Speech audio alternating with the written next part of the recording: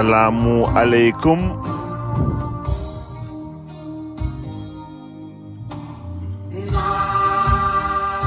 mbokk yeeg xarit yi ñoo ngi leen di nuyu di leen ziar bu baax a baax amaat toujours mbégte présenté leen seen éphéméride du bés bi balay commencé sunu éphéméride du 25 juin de te ci tey fay ay boru reconnaissance ak boru gratitude ndax éphéméride yi dafa am communauté am ñu koy suivre régulièrement saa yu ñu amee production boole ci nag ñu am ci benn genre back office benn genre ñi nga xam ne souvent dañ ci commentaire ci en direct ci man par exemple bu amee ay suivant sujet yi ñu dëkkaat ci wax ci seen xalaat seen satisfaction ak seen nostalgie par rapport seen digganteeg sujet yooyu mbaa seen réflexion tout simplement ci éphéméride yi ki ñoom ñëpp donc di ci gërëm ñëpp bien évidemment wante aussi di ci rendre hommage ñi nga xam ni depuis 3 ans au moins 3 ans commencé biñ ko commencé ba léegi am na ñoo xam ni ci diggante bi parcours bi mujjee woon nañ ñu abandonné borom bi décidé ko noonu donc di leen profiter di leen rendre fi hommage benn bi si jiitu kenn ki si jiitu suñu waajur boobu di Momar Kodou Fall jëm si yàlla ji di ñaan toujours encore suuf sedd ci koom ba de Papis Fall pour ne pas dire Ibrahima Fall di ko encore rendre hommage fii parce que bokkoon na ci fidèle auditeur éphéméride ak sujet yi nga xam ne aussi ça lui tenait à cœur réflexion aussi yamu ci amoon ak retour aussi yi ma ci doon def par rapport ak gis-gisam moom débat yi par la suite en off di ko fi rendre hommage parce que àndoon na depuis sunu tendre jeunesse comme on dit yàlla décidé woon démb aussi comme on dit l'arracher à notre affection di ko ñaanal ank moom tamit suuf sedd ci koom ak aar njabootam aussi bu baax a baax à travers ñaar ñooñu di xel bi dafay dem sûrement aussi ci ñi nga xam ni daan nañ ko suivre régulièrement wante xëy na borom bi décidé na ko autrement ñoom tamit ñoo leen di ñaanal ñoom ñëpp tey mënuñu woon jaaree neneen lu dul nii sinon à défaut il fallait même prendre des vacances pour d'éphéméride histoire de marquer et de saluer leur mémoire sunu 25 éphéméride di 25 juin bi tey ñoo ngi ko nar a articulé ci ñetti xew-xew démb xew-xew bi si jiitu di 25 juin 68 fan yële lañ fi ñàkkoon sunu président assemblée nationale Lamine Koura Gueye 25 juin 68 bi nag la ñu éliroon kii di Amadou Cissé Dia président assemblée nationale bu Sénégal Amadou Cissé Dia nekkoon ancien élève bu William Ponty bu Sébikotane médecin de formation participé nag en 1948 ci formation wu bloc démocratique sénégalais di BDS ancien parti socialiste par la suite donc ni ñu ko waxee le 10 juin bi nga xam ni la Lamine Gueye fi la fi wàññeekoo tey 15 jours plus tard mu ñëw remplacer ko 25 juin aussi daf ñuy fàttali retour triomphal ci sunu gaynde yi après seen jaar foofu ci mondial 2002 25 juin 2020 nekk aussi bés bu rëy ci kilifa ju mag ji di Serigne Pape Malick Sy porte-parole jamono boobu xalif général des Tidiane wàññeeku woon fii lu toll ni ci juróom-ñaar fukki at ak juróom-ñeent ñu nekkoon doom ci sëñ Ababacar Sy nekkoon premier xalif général ci Tidiane de 1922 à 1957 kilifa yi donc moo fi nekkoon donc porte-parole ci Zawiya après disparition bi de Sëñ Abdou Aziz Sy Amine bi nga xam ni mi ngi fi wàññiku woon le 21 septembre 2017.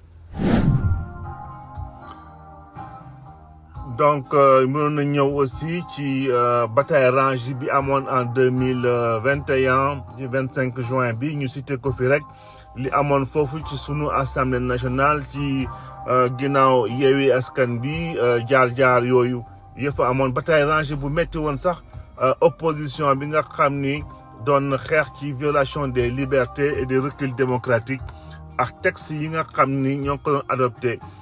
foofu ci bés boobu donc ay loi bu 21 juin 1965 lañ nekkoon di ko soppi foofu 25 juin 2021 donc ay xeex yu métti amoon foofu ci sunu assemblée nationale. Sans plus tarder ñu commencé ci sunu 25 juin 1968 Amadou Cissé Dia élu président de l'Assemblée nationale. Amadou Cissé Dia ñëpp a xamoon nañ ko ku jege woon Senghor la woon donc Amadou Cissé Dia bokkoon ci ñi nga xam ni ñoo formé woon BDS loolu nag en tant que fidèle de Senghor fidèle et proche de Senghor moo taxoon mu imposé woon boppam ci BDS comme li ëpp ci élite ci jamono boobu Amadou Cissé Dia joué woon na benn rôle bu actif ci marche vers l'indépendance donc Amadou Cissé Dia nekkoon ñu ràññee woon ci moom ku ak rigueur ak une certaine fierté nationaliste bi nga xam ni moo dépeindre tout son parcours donc bi fii Lamine Gueye di wàññeeku ak jege bi mu jege woon Senghor dañ ko mujjee woon élire tey 25 juin 1968 moo marqué encore une fois ci jaar-jaaram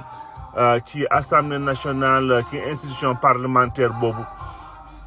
en 1983 kii di Habib Thiam ñëw remplacer ko. sunu deuxième éphéméride donc les Lions du Sénégal tey li ñu dellu si woon ci seen parcours bu élogieux boobu ginnaaw bi ñu gagné